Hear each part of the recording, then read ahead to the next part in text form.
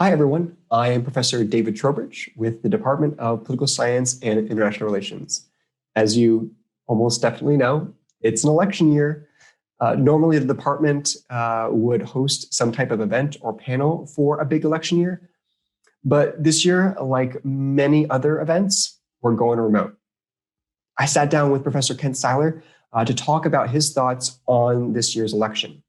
Professor Syler was a longtime staffer for Democratic Congressman Bart Gordon, both of whom were MTSU students at MTSU from 1984 until Gordon's retirement in 2011.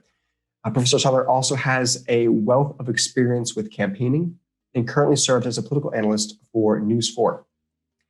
I also invited students from Professor Syler's election class to tell us their predictions for swing states and the national election. This class has been hard at work all semester, tracking the election in key battleground areas for the House, the Senate, and the presidency. So let's chat with Professor Syler, and then we'll look at some of our predictions. So welcome, Professor Kent Syler from the Department of Political Science and International Relations. And thank you for answering some of my questions today about the 2020 election. Thank you, David. We appreciate you putting all this together. Of course. So obviously, it's been a pretty boring year in politics. There was, an impeachment in trial of the U.S. president, international conflict potentially with Iran, controversies over immigration and treatment of asylum seekers, controversial Supreme Court decisions, the death of a Supreme Court justice, worldwide pandemic, massive unemployment, interruptions to normal campaigning. It's a census year, so it's vital to redistricting. And the president of the United States tested positive for a potentially deadly virus. Does that about cover it? Yeah, I'm sure there's something left out, but it has been that kind of year. And a lot of times I tell my students, on Wednesday or Thursday, that when they come back on Monday or Tuesday, there's no telling what's going to happen, because from the spring all the way through, last week, something wild happens about every few days. It does seem like that. I feel like I'm constantly scrolling through my social media and Twitter just to kind of see what's the latest breaking news, what's happening. Yeah, it is. It's been that kind of year. And I think, I think there's some fatigue, and we'll, I'm sure, talk about this more. But I think there's some fatigue that a lot of people have with all the things that keep happening every day that could impact the election. We'll just have to wait and see. So given all of this, right, I wanted to start with a sort of hypothetical. Mm-hmm. If we, and bear with me, I'm sorry to start with a hypothetical, right, because there's enough going on. If we restart the clock at early January 2020, how are the president's chances looking, and how are Joe Biden's chances looking if we restart back then? President Trump's poll numbers have been amazingly stable. If you go, I'll go back further than you were talking about. Let's go back to this time last year, October 2019.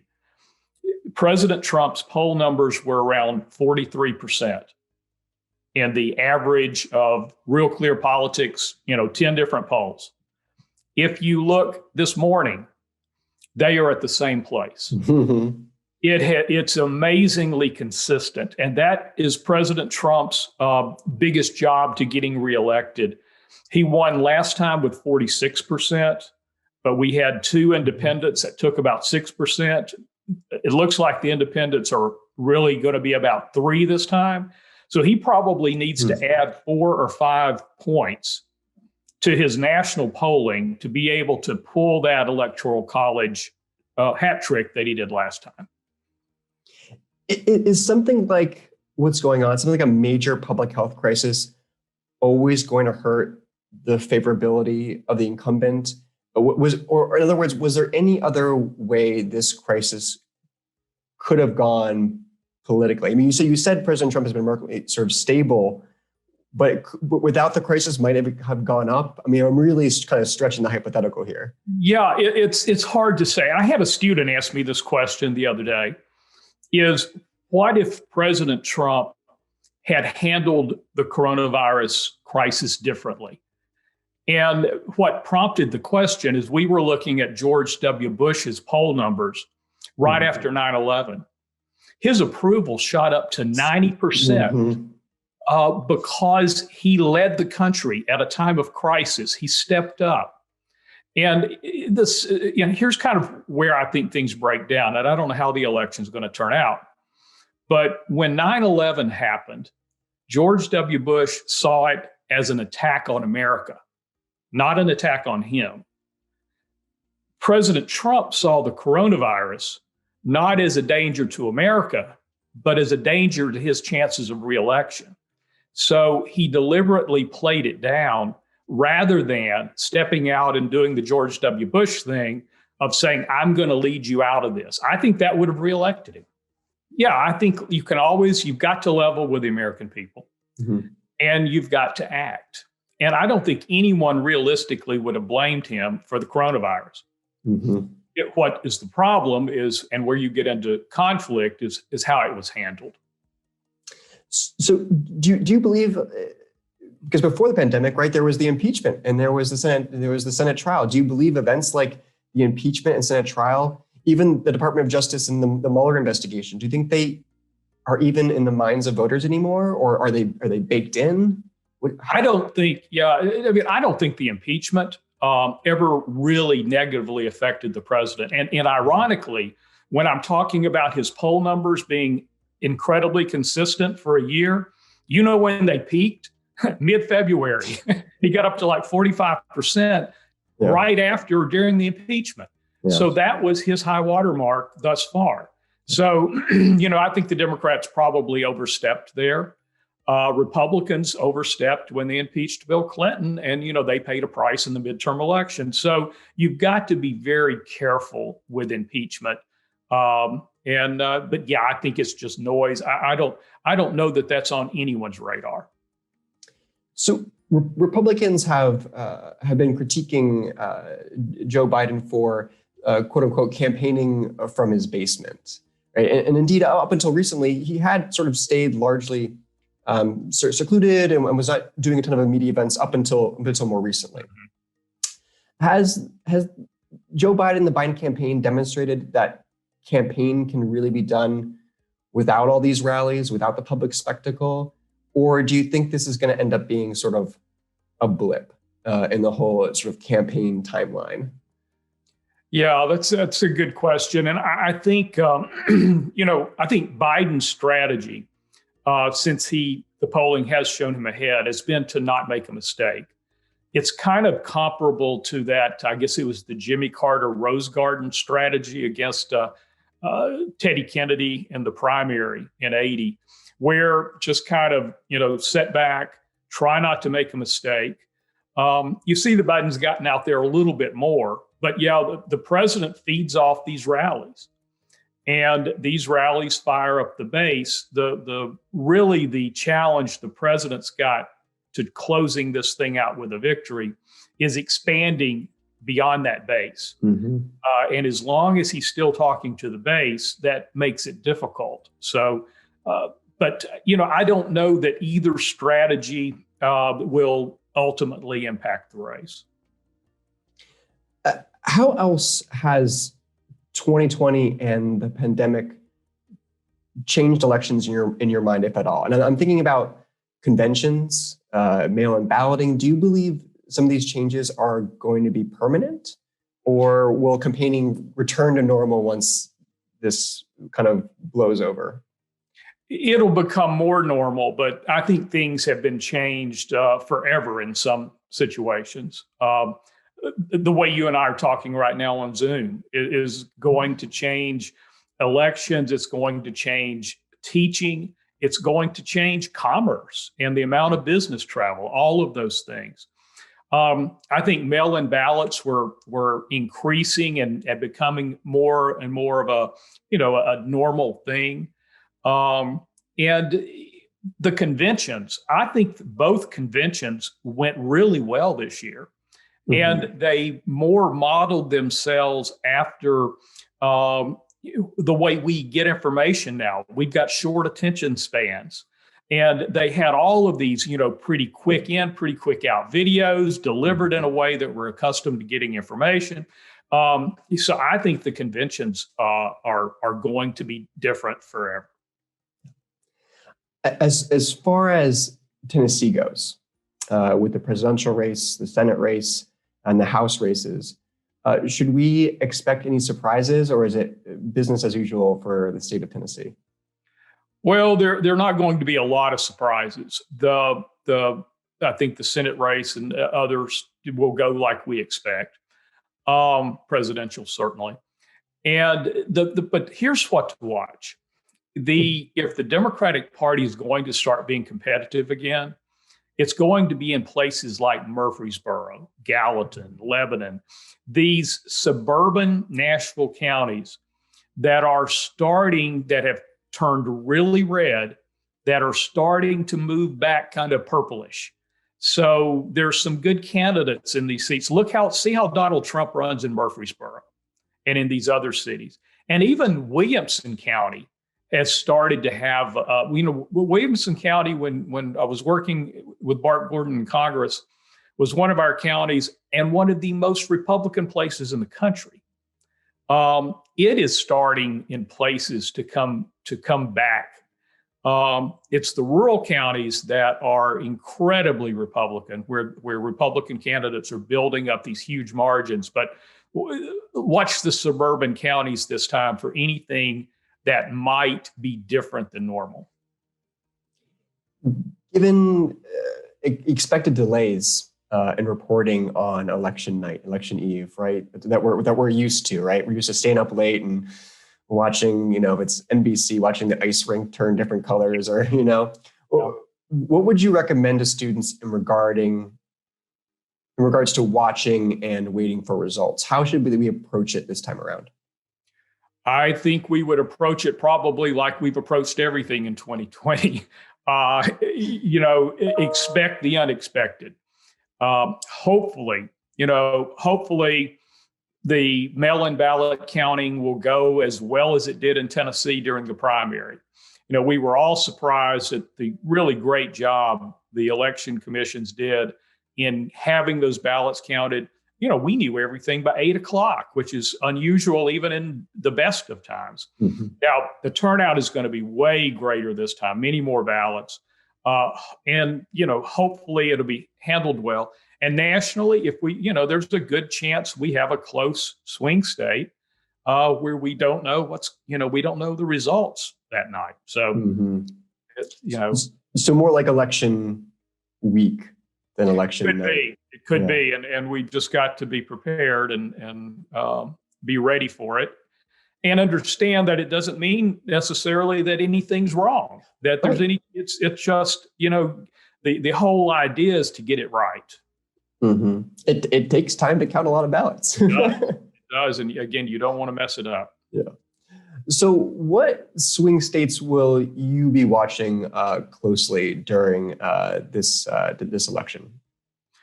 Well, if President Trump's going to pull it off, he has got to win all the swing states you would expect, the North Carolinas, the Georgias, mm-hmm. the Floridas, the Texas. But the ones that he's got to pull out Arizona, which could be tougher. And he's got to pick off either Pennsylvania or Michigan. Mm-hmm. And so I would be watching Arizona, Pennsylvania as the closest, and Michigan. And just, and he's got to have 2 out of those 3. Plus, again, all of the Iowas and all the ones that Ohio's, all the ones that you might expect. So, one hiccup in Florida or anywhere else, and it's pretty well over. And do you expect the Senate to go the way the presidential race goes, or could we be talking about a sort of a split, Republican president, Democratic Senate, or Democratic president, Republican Senate, or you expect it to kind of go the same way? I think it'll probably go the same way. There's a potential that Biden could win and the Republicans still hold the Senate by a seat or 2. But generally what you see in presidential races when you've got these close Senate races mm-hmm. is the party of the president ends up winning by 1% or 2 in each place. And so you end up with very close races, but all going in one direction. So that's what I would generally look for. Riding those presidential coattails. Yeah. And a lot of these Republicans that are up for reelection had the benefit 6 years ago in 2014 of running in Obama's second midterm election. Mm-hmm. Midterm elections always penalize the party of the president. So they kind of had the wind at their back that time. Mm-hmm. Now they may be facing a headwind. So we'll see how many can survive that. Finally, you've seen your students' predictions. What do you think? How do you think they're going to hold up? My students have done a great job of reporting on these swing states. They're also reporting on the toss-up House and Senate races across the country. Mm-hmm. So I have full faith that they will set their personal feelings aside, as they've done in class, and report on this in a scientific manner. And then a little gut, thinking and maybe some hopefulness one way or the other. But I think they're as good as anybody in the country today on predicting what's going to happen on November 3rd. All right. It sounds like you all have like a lot of fun in that class. We do. It's a really good group of students. They many of them I've had in class before. It's sociology students and political science students, and I team them up, one sociologist and one political scientist per team. And they look, it's hard to look at politics in America right now without a lot of sociology. Mm-hmm. So the demographics and all those things play a big role. So they do a good job of learning from each other, and they've really produced a lot this semester. For students that might be interested in taking this course or other courses like it, I know you teach a few courses in campaigning and elections. What is the name of this class, and when is it typically offered? This class is one that's following the presidential race. It's advertising, communication, and comedy in the 2020 presidential election. And I've found out, anytime you offer something special, you gotta sell it. So, yeah. But it's like I said, sociology students, political science students, and what I do generally, and what the university and department allow me to do, is we'll have a midterm election class. We'll have one called presidential pre-gaming, where we're the fall semester running up to the primaries. We'll have one on the primaries, and then we'll have one on the general. And when we don't have an election going on, which is really only about half the time, I do one on advertising and political advertising and persuasive communication. And then I teach political campaign management, which goes all the time, where we divide the class up into 4 or 5 teams, and they run a campaign against each other in the classroom. And then that class intersects with a journalism class that covers the race. So we have the journalism students questioning the political science candidates. And so that's political campaign management. It's a lot of fun. Yeah. And I know from talking with students that folks have a lot of fun taking these courses. On more than one occasions, I've walked by the classroom and I hear shouting and laughing, and it sounds like you go have a good time. They do. They can get pretty rowdy. It gets pretty competitive sometimes, yes, back and forth, but in a good way. Yeah. So thank you again, Professor Syler, and thank you to your class too for providing us some pre-election analysis. I appreciate your time. Well, thanks for all the hard work you've put into this and for pulling it together. Absolutely. Now let's take a look at what students have to say. We've got 5 clips here of students providing their brief analysis. Zoe Haggard starts us off with Arizona and Wisconsin. Madeline Boles gives a prediction for Ohio. Ashlin Murphy covers Iowa. Keira Gray discusses Georgia. And Jacob Price finishes us off with a prediction for Pennsylvania. For the 2020 election, we think that the state of Arizona is going to go blue. That's in large part due to its changing demographic. The Hispanic population has increased exponentially over the years, and the Democratic platform has pushed heavily on immigration reform, education, and affordable health care. Also, Arizona has had a change in the age demographic, with the older generation, which typically votes Republican, moving out of urban areas and moving out of the state altogether. And that population has been replaced by a younger generation, which typically votes Democrat. You can see this in the polls, with Biden at a 4-point lead over President Trump as of today. In Wisconsin, we also think the state is going to go blue, in large part due to the racial unrest in Kenosha, something the Democratic Party has faulted on the Trump administration. And you can see this as well reflected in the polls, with Biden at an 8-point lead over President Trump. But it's not to say that either state is up for grabs. My team has been following the state of Ohio this semester. In Ohio, it really has been a toss-up. It's gone back and forth between Biden and President Trump being on the top of the polls.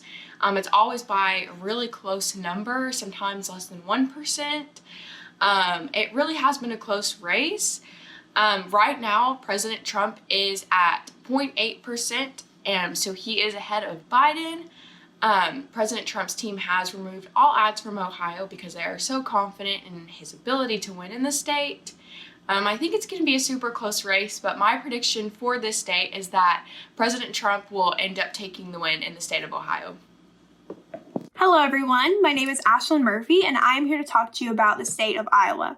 Now, Iowa is the definition of a swing state. Real Clear Politics is calling it a toss-up, and a lot of major polls are calling it an even split between the two candidates. Now, both candidates are vying for Iowa and its 6 electoral votes. They have put in a lot of money into this state. And while it is a tight race, I am calling that Trump will win Iowa. Back in 2016, President Trump won Iowa by 147,000 votes, and while it may not be as wide of a margin as it was then, I predict that Trump will win Iowa. It is sure to be an exciting race, and I look forward to seeing the results. Hi guys, my name's Keira Gray, and today I'll be talking to you about the state of Georgia. Georgia is definitely a swing state in this upcoming election. Georgia is one states to have shifted to the left compared to the nation as a whole in the last 3 presidential elections. According to Politico, Biden has a 7.51 to Trump's 44%, with the 4% of likely voters undecided in the state. As you can see, Georgia is in a toss-up. Both candidates of winning this state. However, based off the polls and all the other significant factors, I predict Biden will win Georgia in the election. Hi, my name is Jake Price, and this is my prediction for the 2020 presidential race in Pennsylvania. In 2016, Pennsylvania, which blue wall states, went red for the first time since 1988 in favor of Donald Trump, winning by 0.0%, securing the Keystone State to his campaign. Polling, though, on October 10th had the greatest disparity of the year, with Joe Biden with an 8-point advantage, 51 to 43. But that gap recently has been dramatically closing, point lead for Joe Biden. Trump's recent surge seems to be concurrent with the rally held on October 14th, drawing the race even closer. To make matters seemingly at this time in 2016, Hillary Clinton still led by a 7-point advantage in polling, and then she still lost the state on Election Day. All this being said, with the gap closing more each day, I believe at the current rate, Pennsylvania will go to Donald Trump in 2020. Thank you. I hope you all enjoyed the video.